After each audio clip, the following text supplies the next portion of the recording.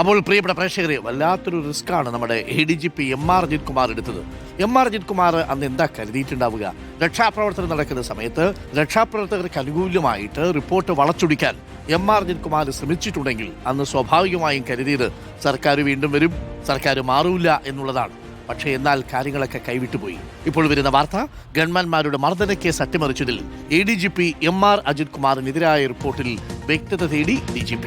SIT അന്വേഷണ റിപ്പോർട്ടിലെ ചില ഭാഗങ്ങളിൽ വ്യക്തത വരുത്താൻ നിർദ്ദേശം. ഒരാഴ്ചയ്ക്കകം വ്യക്തത വരുത്താനാണ് SITക്ക് DGP നിർദ്ദേശം നൽകിയത്. നിയമോപദേശത്തിന്റെ അടിസ്ഥാനത്തിലാണ് DGPയുടെ നടപടി. റോഷിപാലുണ്ട് കൂടുതൽ വിവരങ്ങളുമായി. Roshi, good morning Roshi. MR Ajith കുമാറിനെതിരെ നടപടി എടുക്കുന്നതിന് മുമ്പ് പഴുതടച്ച റിപ്പോർട്ടായിരിക്കണം എന്നുള്ളതാണ് DGPക്ക് നിർബന്ധം. കാരണം അത് കാറ്റിലടക്കം ചോദ്യം ചെയ്യപ്പെടാൻ, അഡ്മിനിസ്ട്രേറ്റീവ് ട്രിബ്യൂണലടക്കം ചോദ്യം ചെയ്യപ്പെടാൻ സാധ്യതയുണ്ട്. അങ്ങനെ പോയൊരു തിരിച്ചടി കിട്ടി MR അജിത് കുമാറിനെ വീണ്ടും ഒരു ഹീറോ ആക്കണ്ട എന്നുള്ളത് കൊണ്ടാണോ ഇപ്പോൾ SITക്ക് റിപ്പോർട്ട് തിരിച്ചയച്ചിരിക്കുന്നത്? റോഷി,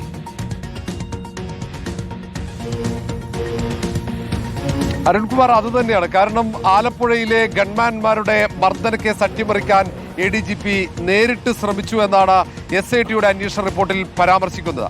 ഈ സാഹചര്യത്തിലാണ് ആഭ്യന്തരമന്ത്രി രമേശ് ചെന്നിത്തല തന്നെ സസ്പെൻഡ് ചെയ്യണം MR അജിത് കുമാറിനെ എന്ന നിലപാടിലേക്ക് എത്തുന്നതും. അതേസമയം DGP SITയുടെ റിപ്പോർട്ടിൽ നിയമോപദേശം തേടിയിരുന്നു. ആ നിയമോപദേശം തേടിയപ്പോഴാണ് ഈ റിപ്പോർട്ടിൽ, SITയുടെ റിപ്പോർട്ടിൽ ചില കാര്യങ്ങളിൽ വ്യക്തത വേണമെന്ന് നിയമോപദേശം ലഭിച്ചത്.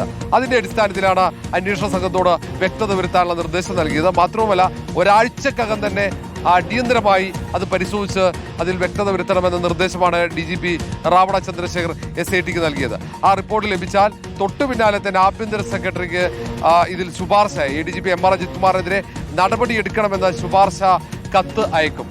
ആ കത്ത് ലഭിച്ചാൽ തൊട്ടു പിന്നാലെ ആഭ്യന്തരമന്ത്രി രമേശ് ചെന്നിത്തല ADGP MR അജിത് കുമാറെ സസ്പെൻഡ് ചെയ്യും എന്ന സൂചനകളാണ് നമുക്ക് ലഭിക്കുന്നത്. കാരണം കോൺഗ്രസിനകത്ത്, UDFനകത്ത് MR അജിത് കുമാറിനെതിരെയുള്ള നടപടി വൈകുന്നതിൽ വലിയ വിമർശനം ഉയർന്നിട്ടുണ്ടായിരുന്നു.